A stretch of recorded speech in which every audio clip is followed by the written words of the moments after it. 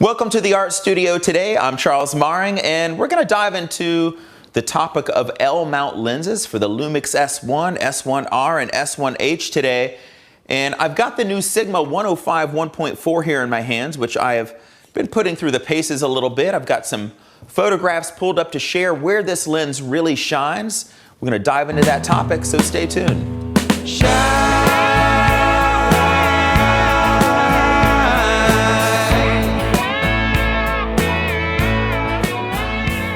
So first of all, thank you to Sigma for sending out a few lenses for us to test and kind of put through the paces. This is the new 105 1.4 in my hands here, and as you can see, this is a pretty big lens. It's got some weight to it, which is really why I'm psyched about the ergonomics of the S series of cameras. Yes, the bodies are a little bigger, but if you're going to be putting bigger full frame glass on these cameras, those ergonomics really work to our benefit when we're holding lenses all day on assignment. And so the new 105 is a beautifully built lens, as you can see.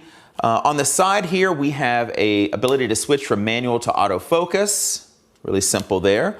There is a pretty good size lens hood here made of plastic, but well made, feels very sturdy, and it just pops off here. Plug it back in, as you see.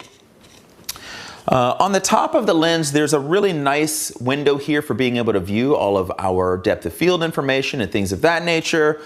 One of the key features that I'm really loving about it is that there is an Arca Swiss mount already on the bottom of the lens. This is something that's fairly new to our industry, and I noticed Lumix doing this with their lenses right off the bat with their longer zoom lenses, and so it's kind of nice to see this coming to a lens of this size as well from Sigma. Nice thing about Arca Swiss is if you already have tripod mounts that use Arca Swiss, you pop it on and off. You don't have to add an extra plate to the bottom. So well done, Sigma, in terms of that. The barrel itself is a really smooth barrel when it comes to needing to manually focus. If you are a filmmaker, you do a lot of manual focus work, you're going to love this lens and the way that it feels in your hands in terms of manually focusing. And even as a still photographer, you're going to say, well, how does this lens autofocus? It did really well. I did a lot of zone focusing, did quite a bit of face detect focusing with it as well. And I'd say 8 times out of 10, it was spot on, really worked well. I did find myself going into manual focus a couple of times. It got tricked up.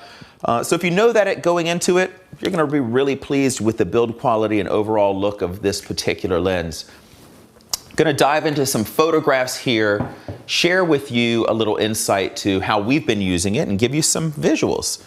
So that said, we happen to be in New York City fairly recently, myself and my wife, and we were doing a portrait session for a client of ours in the city. We arrived in the city a little bit early. Our client was pushing the envelope, arriving a little bit late, so we had a few extra minutes, spent a little time with my wife using this lens and photographing her. We're up on the High Line here doing these portrait sessions at about 11th and 30th, which is a really great location. Lots of buildings, architecture, lighting to work with. So that said, look at the roll-off of this particular lens. That's really, really beautiful. I'm at f2.0 here, not using any strobe, just kind of running, gunning here. And I just love the way that this lens frames our subject and gives us beautiful subject separation from our backgrounds. Yes, we can see the architecture in the distance, but that becomes kind of a secondary subject. Here at f2.0, you can see kind of the glow inside of the building coming out. And so where this lens also shines, especially because we work in the city a lot and do a lot of lifestyle photography, there's a lot of times where we want to blur the background, make it more abstract, if you will, bring the viewer's attention where we want them to look, which is right at our subject. It's also great if you've got people walking around in the city. This lens is great because at f1.4, you're really blurring off that background dramatically, bringing the attention to the subject really well. Here I'm shooting into the sun, and actually it's kind of falling behind the building here and radiating through these beautiful glass panes.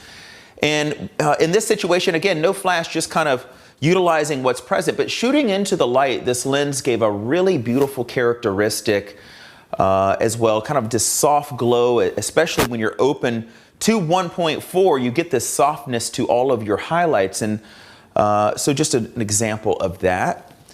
I also photographed kind of looking down to the stairs on the High Line around 10th and 30th Street, and I have to say that at 1.4 you could barely make out that they were stairs in the distance, so I found myself kind of stopping down a little bit to about 2.5, and that way you got kind of the texture of the stairs behind her as well.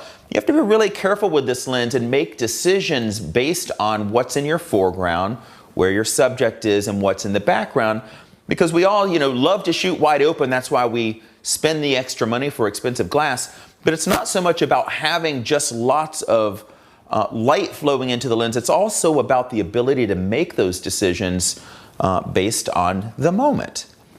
I love this shot kind of looking back. Again, I'm at 1.4. At 1.4, as you can see, the buildings become completely abstract in the distance. You lose any of the texture in the bricks and whatnot. So I actually, again, kind of closed it down a little bit, went to f3.2 to get a little bit more depth and texture in the sky and the buildings in the background for these particular shots here. So yes, at 3.2, I really love the depth that this gives. It almost is reminiscent to me of a medium format kind of look, the way that this really compresses your background and brings your subject really forward in the photographs. As my client arrived, we started really simple, lots of beautiful expressions here, and just starting literally leaning up against this textured wall.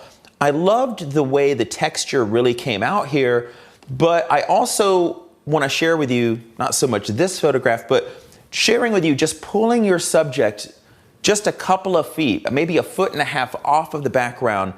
It allows that background to blur a little bit. You still get the details of the texture in it, but you also get subject separation from the background. It really makes this work well. One of the coolest parts of the High Line is it gets you up the stairs and off of street level in New York City.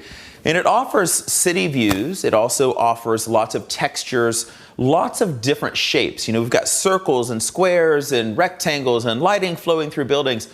It's a really unique location to do portrait work, as you can see in this particular image here. In this shot, I decided to get low and kind of frame my subject just kind of walking towards the camera. And I needed to actually bring it down, close down the f-stop there and bring it to about a 4.5 in this particular image, because the shrub in the foreground, as I was kind of shooting through it to get some depth, just completely blurred out at 1.4. So, again, thinking about where your subject is in this particular lens, think a lot about the foreground, midground, and background as you're making these decisions. Light was starting to get a little bit low in the city. The sun had set, the car lights were coming on, and I knew that this lens would perform well here. Look at the bokeh and the headlights of the cars coming down the street. I love that they all have slightly different colors. The bokeh is big. And this is a time when we're starting to employ a little bit of flash in our work as well. Let me share with you how we're lighting the next few images. When I'm on the move in the city, a lot of times I want to be nimble and light. I'll turn to one of these Profoto A1x's and use it off camera. And what's nice about that is you can use the TTL-O remote or the TTL Connect remote on your Lumix series of cameras. And this is the Connect here. I just love how tiny this particular transmitter is. And there's 3 settings. You can go from off to auto, which would be a TTL, to manual. And what's kind of nice about that is a lot of times I'll do my first shot in a TTL mode, and then I'll say, okay, it's perfect, or I need to make an adjustment at that moment.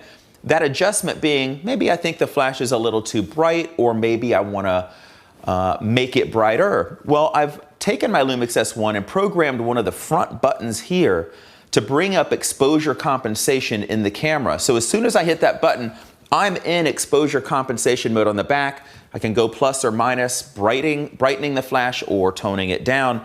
And then once I know what I want, I can switch to manual, and it will hold that exposure the rest of my shoot until I go back into TTL and want to make a change. So really simple way to work. It's also a great way to be light and nimble. And these photographs here will represent a little bit of strobe photography kind of working to our benefit also. And Jennifer's just holding it off to the side, handheld with the strobe, and we're getting these types of photographs. Just a little kiss of light. I don't generally want to over flash things in my portrait photography. I want the flash to just kind of give that catch light to the eye. They say the eye is the window to the soul. And if you don't have a little bit of strobe, you're going to miss all of that in that time of day. Also fills in, you know, bags under eyes and things of that nature. Everybody loves that in their portraits for sure. So again, looking at those cars, a little lifestyle work here. As we stepped up on the high line, one thing I noticed was that the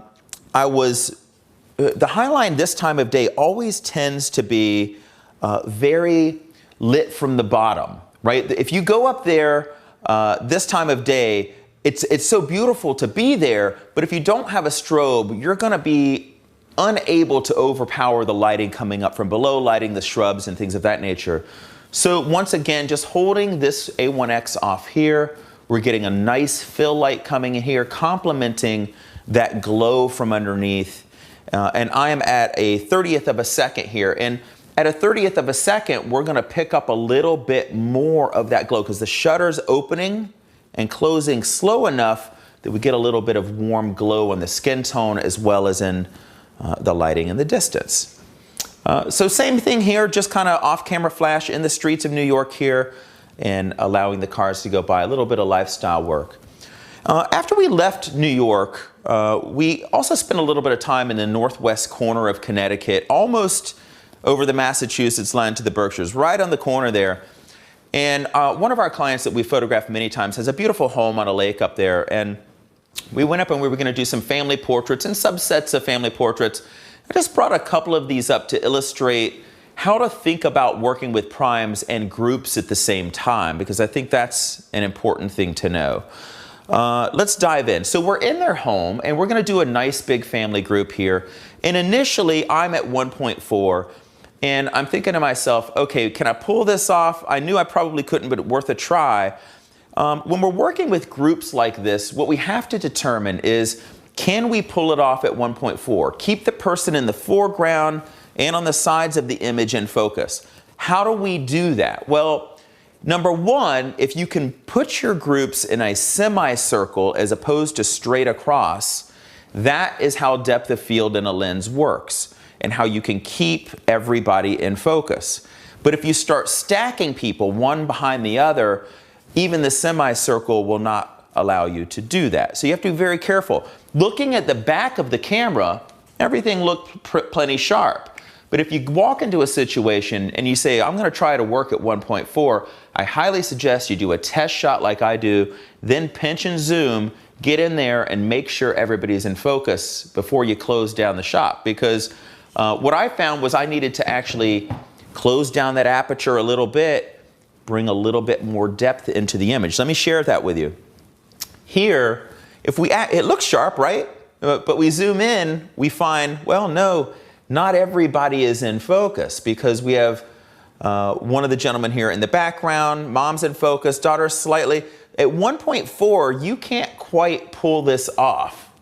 So I found myself switching to about, what is this? An F4 in this particular instance. And that's what it took for everybody to be in focus, foreground, background, so on and so forth.